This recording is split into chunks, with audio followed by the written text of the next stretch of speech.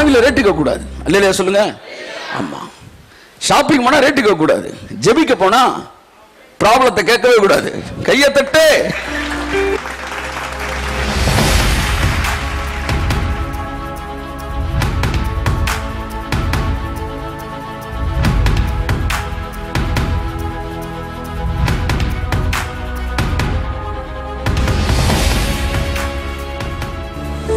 இயேசு கெத்செமனே ஜெபிக்க வரும்போது வச்ச முதல் வரி என்ன தெரியுமா? பிதாவே எல்லாம் உம்மால் கூடும்.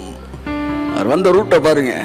என்ன சொல்ல வர்றாரு தெரியுமா? சிலுவைக்கு போய் தான் பாவம் மன்னிப்புன்னு கிடையாது. நீங்க நினைச்சா சிலுவையே இல்லாமல் ஒரு பாவம் மன்னிப்பை கொண்டு வர உங்களால முடியும். எல்லாம் உம்மால் கூடும். இந்த பாத்திரம் என்னை விட்டு நீங்க கூடுமானால் நீங்கட்டும். பாவம் மன்னிப்புக்கு இது மட்டும் வழி அல்ல. என்னை நீர் கைவிடுவது மட்டும் வழி அல்ல. எவ்ரிதிங், எல்லாமே. உங்களால முடியாததுன்னு எதுவுமே, nothing is impossible. உங்களால் எல்லாம் கூடும். தட் மீன்ஸ் சிலுவையே இல்லாம கூட உங்களால் பாவம் மன்னிப்பு கொடுக்க முடியும். உங்க வல்லமையை குறித்து, உங்க ஞானத்தை குறித்து எனக்கு இன்னும் நம்பிக்கை, விசுவாசம் இருக்கு. இந்த பாத்திரம் என்னை நீங்க கூடுமானால் நீங்கட்டும். நான் என்ன சொல்லி கன்வின்ஸ் பண்ணிருப்பாரு பிதா நான் நினைக்கிறேன். இல்லப்பா எனக்கு ஒரு வழிதான் இருக்கு அப்படி சொல்லியிருக்க மாட்டாரு. நானே நம்புறேங்க, பிதாக்கு இதை விட்டு 1000 வழி இருக்கு நம்ம பாவத்தை போக்குறதுக்கு. என்ன சொல்லியிருப்பாரு?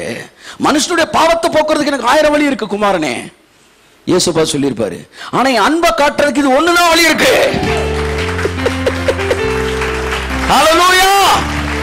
சிலுவையை சூஸ் பண்ண காரணம், பாவத்தை போக்குவதற்கு 1000 வழி இருக்கிறது. இயேசு சொன்னதற்காக வேற வழியை கையாண்டிருக்கலாம் அவரு. ஆனா மறுபடியும் சிலுவைக்கு தான் வந்தார். காரணம், நாம் மனுக்குலத்தை நேசிக்கிறோம் என்பதை காட்டுவதற்கு இது ஒன்று தவிர வேற வழி இல்லை. Jesus was convinced. Amen. அப்ப ஃபெய்த் என்ன தெரியுமா? ரேட்டு கேட்காம ஜெபம் பண்ணு. பூமியில பணக்காரன் ரேட்டு கேட்காம பொருளை தூக்குறான். ஆவியில பணக்காரன் பிரச்சனையை பத்தி கவலைப்படாம ஜெபம் பண்றான். இயேசுவின் நாமத்தில் சுகமடைவதாக, இயேசுவின் நாமத்தில் திரும்பி வருவதாக, இயேசுவின் நாமத்தில். அந்த இடத்துல உனக்கு அற்புதம் தான், அற்புதம் தான் இயேசுவின் நாமத்தில். என் ஒரு அம்மா சொன்னாங்க, என் பையன் காணாம போயிட்டான், கண்டுபிடிக்கணும், ஜெபம் பண்ணிக்காங்க. நிச்சயமா ஜெபம் பண்ணுவோம் அப்படின்னு கண்ணு முன்னே தொலைஞ்சு போய் 10 நாள் 15 நாள் ஆகி போயிருக்கும் போல. எங்க இருந்து ஆண்டவரே வரணும், ஆண்டவரே ஜெபிக்க போறேன். ஐயா ஜெபிச்சுக்காங்க. கண்ணு முன்னே 14 வருஷம் ஆச்சு தொலைஞ்சுன்னாங்க. 14 வருஷமா?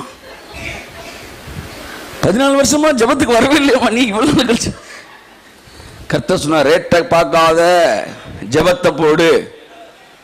ஆண்டவரே இயேசு நாமத்தில் சொல்றேன், இந்த அம்மாவோட பையன் 14 வருஷத்துக்கு முன்னாடி தொலைஞ்சிருக்கிறான். எங்க இருந்தாலும் சரி இயேசு நாமத்தில் வருவானாக.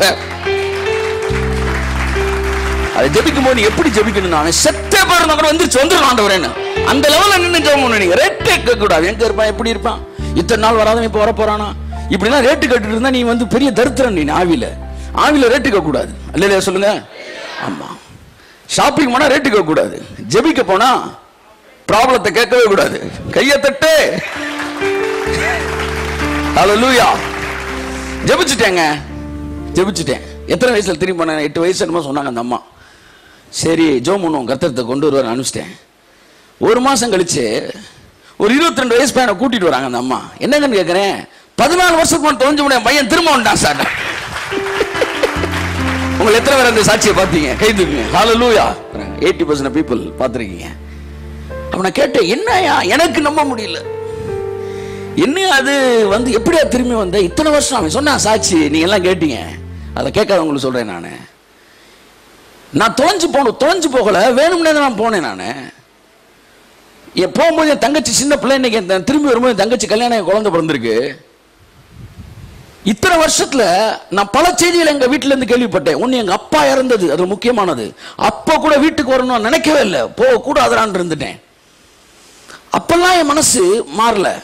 அப்புறம் ஏன்பா இப்ப வந்த என்னன்னு தெரியல சார், ஒரு வாரமா என் மனசுக்குள்ள போ போ போன்னு ஒரு சத்தம் கேட்டுக்கிட்டே இருந்துச்சு. நான் திரும்பி வந்தேன். எங்க வீட்டுக்கு போனேன். எங்க வீடு அங்க காலி பண்ணி போயிட்டாங்க. எங்க இருக்காங்கன்னு எனக்கு தெரியல. விசாரிச்சு விசாரிச்சு விசாரிச்சு என் வீட்டுக்கு வந்து சேர்ந்தேன். ஜெபத்துக்கு போகும்போது பிரச்சனையின் ஆழத்தை கேட்கவே கூடாது, ரேட்டை பத்தி விசாரிக்கவே கூடாது. ஆமா. வியாதியை குறித்து ஹிஸ்டரி கேட்க கூடாது. ஆமா. எத்தனை பேர் அதுல செத்து இருக்கான்னு புள்ளி விவரம் கேட்க கூடாது. ஆமா. ஜெபத்துக்குன்னு போயிட்டீங்கன்னா ரேட்டே கேட்காம கேட்டுக்கினே இருக்கணும். ஹல்லேலூயா. என கிரயத்தை கொடுத்தவர் தேவன் சிலுவையில். ஹல்லேலூயா. ஆமென். ஆமென்.